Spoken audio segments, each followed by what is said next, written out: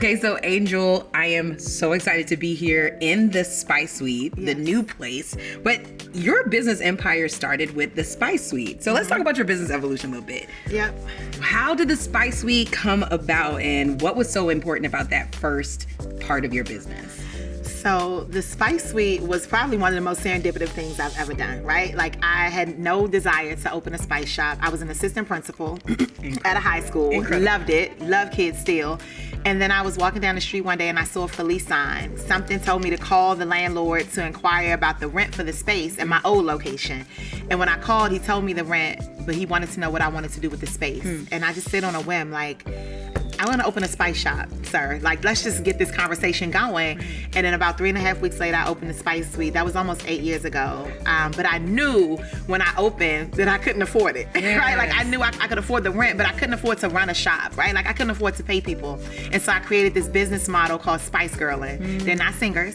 They're not Spice Girls. They're not not those Spice Girls, but they're a tribe of Black women who have their own unique businesses, and they pop up here regularly and sell their products. And in exchange for having a place to sell their products regularly, they work at the Spice Suite for me. And so there's this community-centric vibe about the Spice Suite where we consistently bring people along on a journey with us and allow other business owners to be supported by our space as we are supported by them. It's my favorite thing about, like, even your old location. Every time I would go, there'd be a different person, like, popping up, selling something. And so you evolved to this new space, and you're almost in this, like, new iteration of the Angel Empire, and it's Black and Forth. This new moment. Talk to me about what Black and Forth is and why you had to evolve into bigger and better for this version. Yeah, so Black and Forth is the idea of going back and forth for Black business owners, right? Like, that is what I've done. That's what the Spice Girls are. It's this symbiotic relationship, and it kind of epitomizes the, kind of who we are and what we do here. But the actual space, Black and Forth, is a strip mall, which feels so weird to say. But we are a spice shop, and then 4 other businesses that are owned by Black women that are on the property that I lease to them. And this is about legacy, right? It's about impact. It's about impacting the culture. As a native Washingtonian, right, it's important to me to do this here in the city that raised me, because I feel like DC is the most intensely gentrifying city in the country, right? Like, that's what the data shows. We know that. And so it's only a matter of time before it becomes almost like a myth, right, that there are these Black women who own businesses and have space in DC. And so I wanted to solidify a piece of this block for us, and so I bought it. Maybe the way we need you. Because when we grew up here, it was Chocolate City for real. Like, every block had, if not mostly Black families, at least half Black families. Absolutely. And now it's like you walk around and you're like, dang, what happened to this block? Like, it looks totally different. And so I think that business model is so incredible, especially as a native Washingtonian, as a Black woman, as a person who now has the responsibility to create safe space for our community that still wants to feel safe here. Is that something that you had in mind as well when you were thinking about building this for the Black community that still is here? Yeah, I wanted to create a space for us, right? Like, that was very Black, which is why there's a sign outside that says Made in DC by a Black woman. I wanted that to be unmistakable. That sign is also printed on every product in the store. But I also wanted to have a cultural impact in terms of preserving DC culture, right? So we had Backyard Band performing at the grand opening, right? Because go-go is DC. Right? Like, there's some things that are just quintessentially DC, and so I want to always infuse that into this space because I don't ever want the impact of DC natives to be lost on what this city is and how we've contributed to making this city great. It's a transient city, right? Like, people come here from all over the world and they stay here for different reasons, but I want people to know that there's some people that were born and raised in this city that is still here, and we aren't going anywhere. So what do you hope this space, Black and Forth, and the Spice Suite do for our community? I really want this place to be a place that really epitomizes community, right? Like, I am all about the old African proverbs of lifting as you climb, right? And I tell folks all the time, they say it's lonely at the top.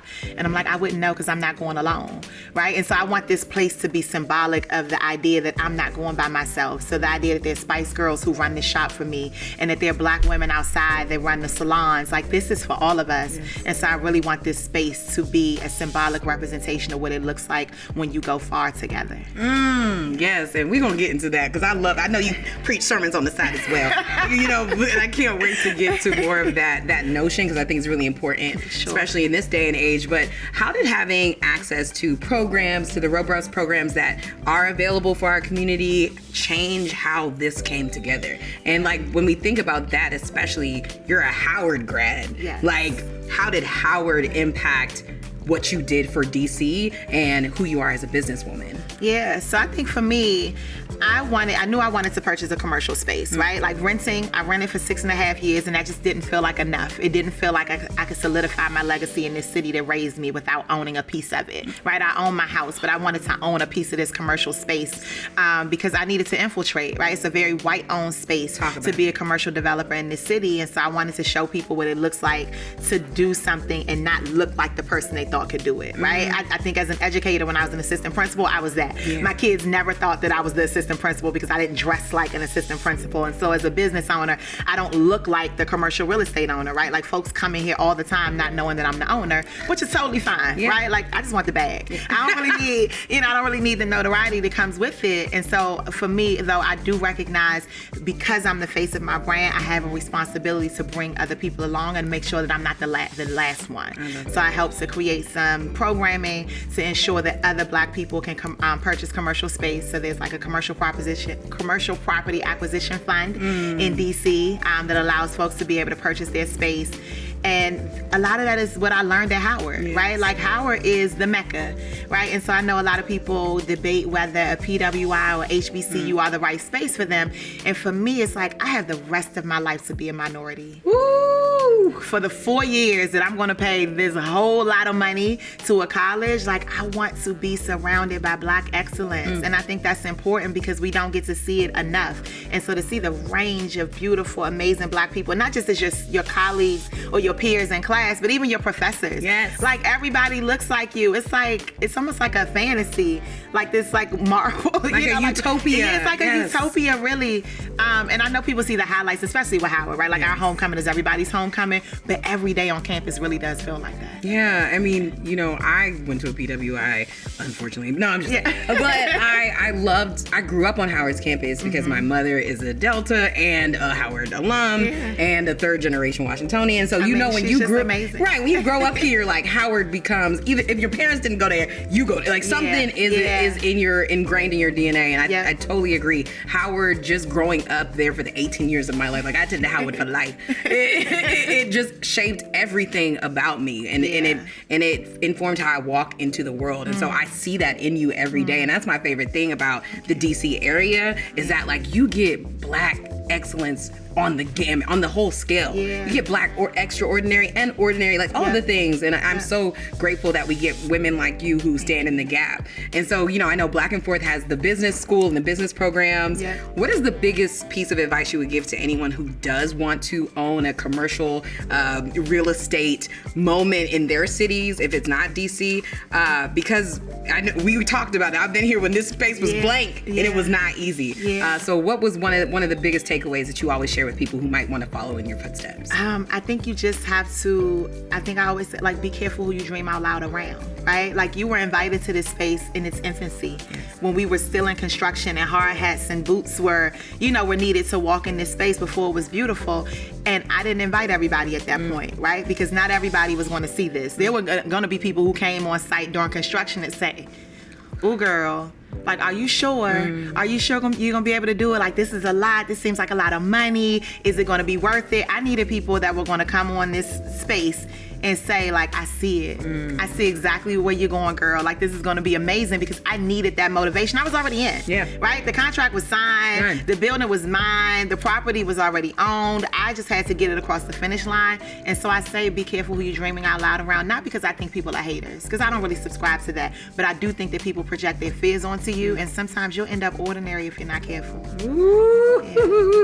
I just, again, Pastor, we're going to get the tithes done. But no, I think, there's no better way to end this interview, especially as someone who is so about community and so about Spice Girling and the women that she brings along, the people that she brings along, about the African proverb, wait, is it an African proverb? Did I just make that up? I made that up. There is a saying. I want to say it's an African proverb. Probably. It all originated there. But there's a saying, if you want to go fast, go alone. If you want to go far, go together. Yeah. And I think you are the representation of that. But when you hear that saying, what does it mean to you? And how do you make sure that you're consistently applying it to your daily life? I think it just means finding your tribe and being relentless about taking them on the journey with you, right? Like I've had this model with Spice Girls where they are Black women who help run this shop for me, and in exchange, I essentially have folks who work at the shop and they have a place to sell their products. So it saves me on overhead and operating costs, right? So it's a genius business model.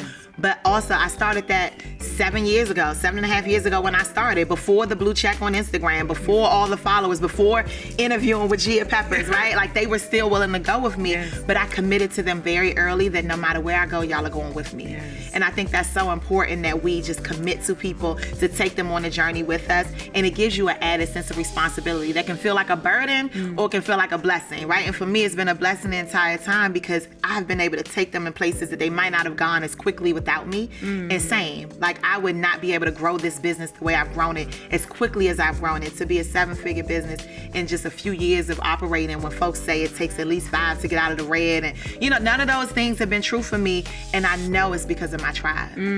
Yes. You have shattered every ceiling. You have broken every barrier. You are quite literally like the ideal businesswoman, and you did it in your own way. And I think that's what's so inspiring. I know hundreds of thousands of people follow you online, but even the people who don't follow you, who just get a glimpse of the angel magic, the angel wings, if you will. Even when we were down in Atlanta, like recently, just watching how people respond to you is because you are this all the time. And I think it's so beautiful to watch. So you're such an inspiration. I just love you so much. You're our first interview. I'm so honored. I'm so grateful and so proud of you. Thank you. I love you so much. But thank you, Angel.